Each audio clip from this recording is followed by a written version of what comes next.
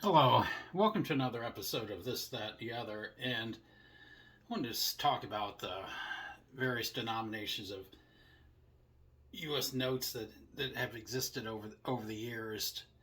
And the highest amount of currency ever, highest note in the United States was the $100,000 bill. The Bureau of Engraving and Printing created them during the Great Depression in 1934 for conducting official transactions between Federal Reserve banks. While a $100,000 bill cannot be legally held by collectors, some institutions like the Museum of American Finance display them for educational purposes. Smithsonian Museum and some branches of the Federal Reserve System also have these rare bills in possession.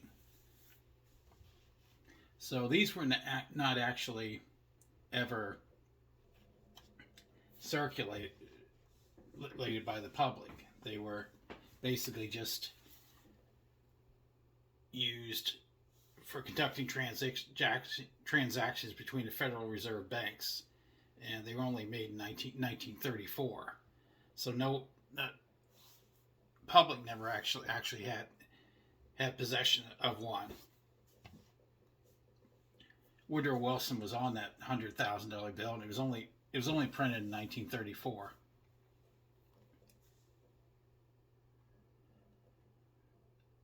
The smallest one, next largest one was the $10,000 bill.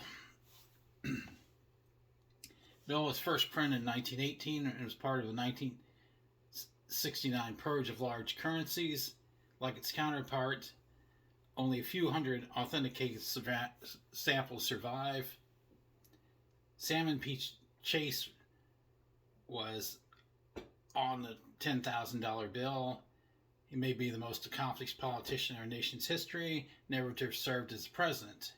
Even though he was governor of and senator from Ohio, served as Secretary of Treasury under Abraham Lincoln, and became Chief Justice of the Supreme Court, Chase is remembered by most people as a guy in a $10,000 bill. So that is not in circulation either. And then you go on to the $5,000 bill,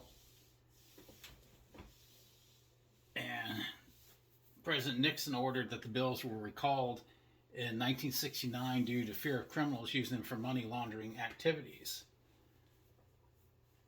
Finding a $5,000 bill today would take luck and significantly more than $5,000 to get a hold of one of these things. On the $5,000 bill was ex-President James Madison. The $1,000 bill featured Alexander Hamilton, and it was also discontinued in 1969.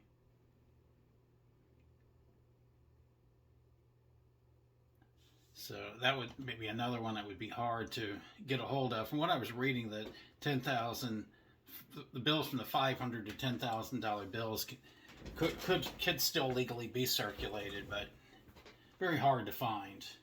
Even somebody trying to request a $1,000 bill from a bank to maybe give it to somebody as a present or some Christmas present, one of the banks would not be able to get a hold of them now. Then you got the $500 bill, which featured former President William McKinley. Rolled off the presses in 1945 and was discontinued in 1969. Like all the bills featured here, except the $100,000 one that I was talking about, the $500 bill remains legal tender. Most $500 notes in circulation today are in the hands of dealers and collectors. That being said, should you come into possession of a $500 bill, you'd find that its market value far exceeds its face value, with even worn specimens commanding upward of 40% premium on the open market. So if you wanted to actually get a hold of a $500 bill, buy one from a dealer, it would be considerably more than $500 to get a hold of one of those bills. Another bill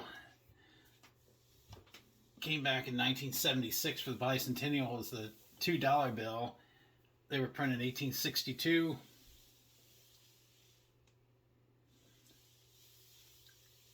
They are actually, from what I was reading, still being printed. Well, actually, it says the last series of $2 bills were printed in 2017. But between 1966 and 1976, the $2 bill was not being printed. It does say that the average American who doesn't handle cash for a living can go years without seeing one. While the $2 bill is still in circulation, the Bureau of Engraving and Printing recognizes it as legal tender. It is considered to be the rarest currency denomination in the United States. Last series of $2 bills were printed in 2017. Today there are around 1.4 billion notes in circulation.